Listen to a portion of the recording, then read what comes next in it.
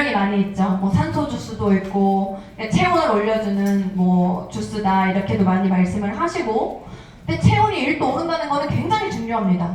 우리에게 체온 1도는 면역력을 500%, 600%를 올려주는 일이기 때문에 체온이 올라가는 게 굉장히 중요하죠. 그런데 실질적으로 그래서 이제 암 환자나 이런 분들이나 뭐 알러지 이렇게 심한 중증 질환 환자들은 보면은 35도, 36도 이렇게 저체온증이에요. 근데 이런 저체온증을 없애줘야겠죠, 내가 건강히 살려면. 그런데 여기서 이제 액티바이즈 들어있는 비타민 B3, 이제 나이아신이라고 많이 이야기를 하는데, 이 비타민 B3가 말초까지 전달을 해주면서 혈액 순환을 시켜주면서 체온이 이제 올라가는 일을 하죠. 그래서 본인이 약한 부분을 조금 찾아가서 그 부분의 혈관 확장을 시키고 염증 제거를 해준다. 이렇게 이제 간단하게 이렇게 보시면 되겠습니다. 그래서 이제 저 같은 경우는 기관지 천식이 있어서 이 PM을 만났다고 많은 분들이 이제 아시는 분들은 아시죠? 그런데 저 같은 경우는 항상 그래서 기관지가 불타올라요. 아침마다 기관지 요 밑에가 불타오르고, 본인이 약한 부분을, 관절이 안 좋으신 분들이나 이런 분들은 관절 마디마디, 그러니까 본인의 그런 약한 세포 쪽으로 이제 혈액이 몰려간다라고 보시면 되겠고요. 그런데 여기에서 이 나이아신 때문에 가장 좀 말이 많죠. 초기 사업 하시는 분들이 항상 물어보시는 게, 나이아신이 너무 과다하게 들어가면 부작용이 있다던데 괜찮아요? 라는 말을 가장 많이 하시는 것 같아요. 그래서 제가 오늘은 액티바이즈 뭐 효능도 중요하지만 그런 어떠한 대처법을 한번 이제 간단하게 말씀을 드리려고 준비를 했습니다. 우리가 영양소를 섭취한다라고 봤을 때 식약처에서의 기준이에요. 영양소 섭취. 가장 이제 우리 몸 안에서 영양소가 필요한 요구량의 2배 정도를 이제 권장 섭취량으로 우리가 이야기를 하죠. 그래서 권장 섭취량이라는 것이 있지만 사실은 이것뿐만 아니라 상한 섭취량이라는 것도 있습니다. 상한 섭취량이라는 건 무엇이냐? 우리가 이 영양소는 최대 여기까지는 섭취할 수 있습니다 라는 어떠한 맥시멈의 양을 말을 하는 거예요. 그래서 이 상한 섭취량이 왜 중요하냐면, 왜 있었냐면, 예를 들어 뭐 비타민 D 같은 경우 지용성 영양소잖아요. 이런 지용성 영양소는 아까 체내에 남는다고 했어요? 배출된다 그랬어요? 남을 수 있다 그랬잖아요. PM이 아닌 일반적인 지용성 영양소는 배출이 안 되고 남을 수가 있다는 겁니다. 그렇게 됐을 때 우리 몸에 굉장히 무리가 가고 좋지 않을 수가 있어요. 그래서 부작용 보고 사례가 있기 때문에 이런 상한 섭취량이 중요한 거거든요. 그래서 상한 섭취량 이하로만 먹어주면 괜찮다라는 거예요.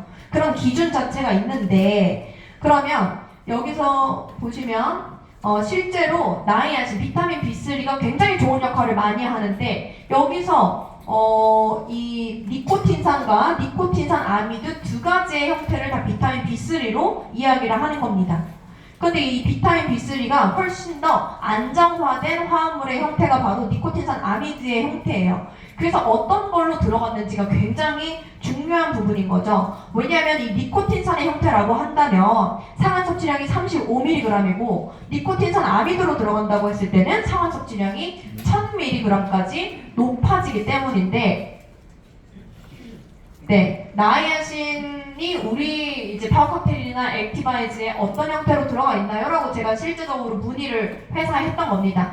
여기 보시면 우리는 니코틴산 아미드로 들어가 있다라고 이제 말씀을 하시죠. 그래서 니코틴산 아미드의 형태로 30g, 30mg이 이제 들어가는 겁니다. 하루 3스푼 섭취했을 때 30mg이 섭취가 되는 거고요. 그런데 이렇게 30mg을 30일치기 때문에 30일 동안 먹는다고 하더라도 한 통에 900mg 정도밖에 들어가 있지 않은 거예요.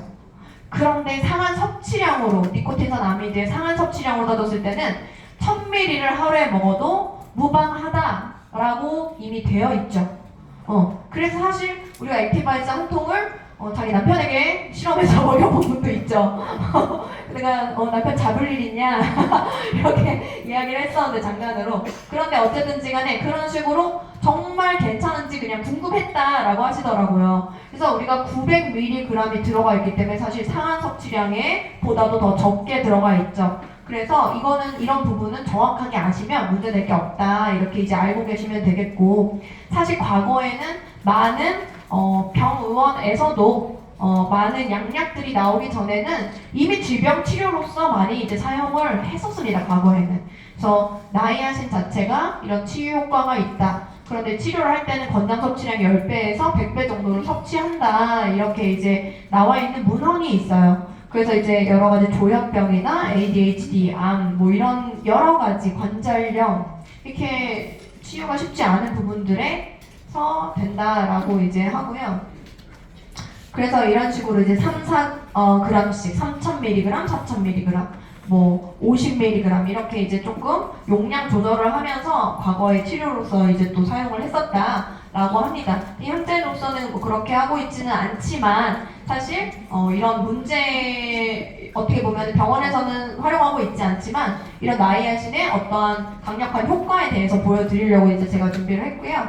그래서 이렇게 비타민 B군 보시면 되겠습니다. 그리고 한 가지 더 요즘 많은 분들이 요 과라나 추출물을 사실은 따로 많이 이렇게 드시기는 하죠. 따로 수입해가지고 브라질에서 인삼보다 더 강력한 효과를 낸다. 그래서 과라나를 많이들 이제 드시기도 하는데 과라나의 역할 자체가 굉장히 이제 그 항산화 물질이 많이 들어가 있고 자양강장 역할을 하죠. 그런데 이 과라나 안에 들어가 있는 천연 카페인, 이 천연 카페인이 많은 분들이 그 문구, 액티바이즈의 문구 때문에 또 많이 물어보시죠. 이 카페인이 함유되어 있는 게 아니냐? 그런데 이 액티바이즈에 들어가 있는 카페인은 이제 결합 카페인이라고 해서 우리 몸에 필요한 항산화 물질들이 다 결합된 천연 카페인의 형태라는 겁니다.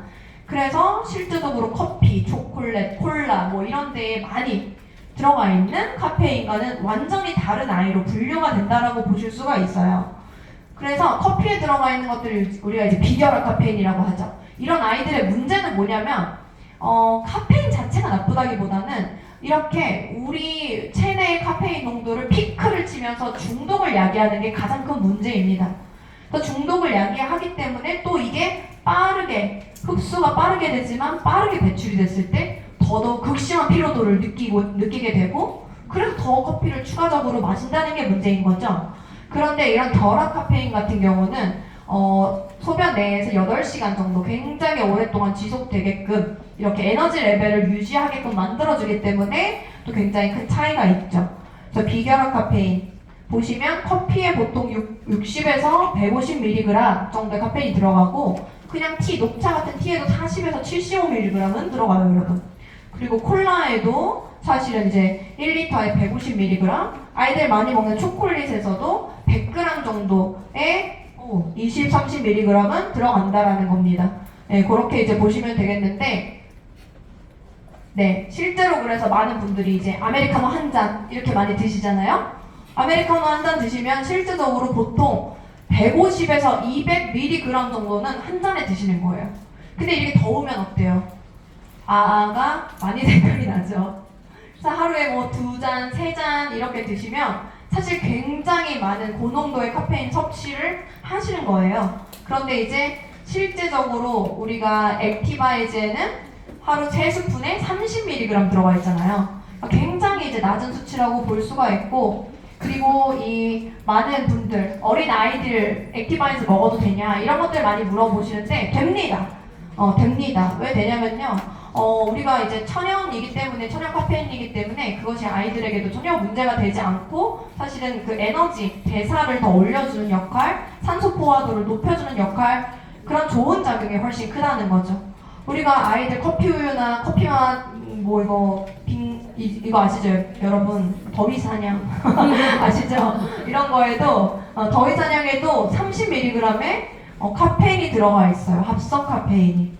그렇기 때문에 뭐 이런 것들 다 먹게 하면서 액티바이즈만 벌벌 떠드시는 소비자분들 계시는데 굉장히 아이들에게도 좋은 역할을 하니까 걱정 안 하시고 이제 주셔도 되고, 그래서 이제 과라나에 있는 결합 항산화 성분이 그러면 어떤 게 들어가길래 이 과라나를 요즘 많이 찾으시는지 알려드리면, 녹차에 있는 카테킨, 항염, 항암 성분으로 굉장히 또 유명하죠. 그리고 이제 동맥경화나 혈압 상승 억제, 이런 수많은 해독작용이나 여러 가지 역할을 하는 그런 카테킨이 과라나에 함유가 되어 있습니다, 여러분. 녹차에만 있는 게 아니에요. 그리고 탄닌이라는 떫은 맛을 살짝 내는데 이 아이는 이제 해독작용, 지혈작용, 살균, 소염작용을 합니다. 그리고 인삼에 왜 브라질의 인삼이라고 불리냐면 인삼에 들어가 있는 사포닌이 이 과라나에도 들어가 있기 때문이에요. 그래서 우리가 한국에는 인삼이 있지만 브라질에 과라나가 있다라고 이야기를 할 수가 있는 거죠. 많은 면역계, 내분비계, 중추신경계 많은 부분에 이제 도움이 되는 사포닌도 포함이 되어 있습니다. 네, 그래서 이 액티바이즈 같은 경우 우리나라에서는 그냥 이 부분이 이제 삭제가 되어 있어요. 식약처 법 때문에. 근데 원래 이제 식약처는 나라별로 다 다른 법률 기준을 가지고 있기 때문에 어쩔 수가 없는 부분이죠. 그런데 우리나라를 제외한 나머지 45개 국가에서는 이렇게 당당히 액티바이즈 영어 밑에 이렇게 옥시플러스라고 써져 있죠. 옥시플러스라는 이 문구를 당당하게 표현을 하면서 이게 다 유통이 된다는 거죠. 사실이 아닌 이상 이렇게 쓸 수가 없겠죠. 근데 이 옥시플러스라는 건 여러분 옥시젠, 산소의 플러스 포화도를 높여준다라는 뜻입니다. 그래서 우리 몸은 산소가 부족하면 암에 걸리기도 하고 산소가 부족했을 때 많은 질병들이 생기잖아요. 그래서 이 산소 포화도 자체를 굉장히 크게 높여주는 역할을 하는 것이 사실이다 라고 이제 보시면 되겠고요.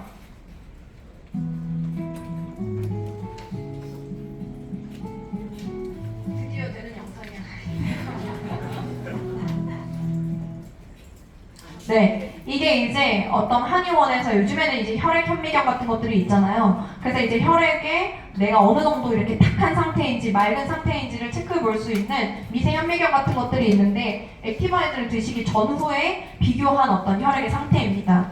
그래서 적혈구들이 이렇게 노폐물로 끈적끈적하게 뭉쳐있던 것들이 액티바이즈를 섭취하시고 나서 10분 뒤에 이렇게 맑은 동글동글한 적혈구, 산소 운반을 하는 적혈구의 그 모양 그대로 이렇게 바뀌는 것들을 영상으로 이제 보여드렸습니다. 그래서 결국에는 산소 부족을 굉장히 이제 해결해 주기 때문에 암의 발생 원인이 이제 줄어들 수 있다라는 거고요. 그리고 이제 발달장애 아동들은 요즘에 너무 많죠. 뭐 이렇게 ADHD나 자폐나 굉장히 많습니다. 많은데 이런 발달장애 아동들을 실질적으로 뇌의 산소 포화도를 테스트를 해보면 10% 정도가 낮다라고 해요. 일반 평균적인 아동들에 비해서. 그래서 뇌의 산소 포화도가 부족하기 때문에 세포 재생이, 뇌 발달이 좀 더딘 거죠. 잘 안 된다는 거죠. 근데 이제 그런 발달이 느린 아이들의 엄마들은 굉장히 간절해요. 너무 이 아이들이 앞으로 살아갈 날들이 걱정이기 때문에 이런 아이들한테 정말 너무 큰 도움이 될 수 있고 어른이 돼서보다는 어렸을 때 그 황금 시기가 있기 때문에 그 골든타임을 놓치지 않고 조금 여러분들이 또 잘 전달을 주변에 그런 아이들이 있다면 해주시면 너무 저는 그런 게 바로 이 세상의 선의의 힘이 그런 거 아닐까 이런 생각이 사실 듭니다. 그래서 저 역시도 이런 부분들 굉장히 이제 좋다라고 보고 있고 네, 그 다음은 이제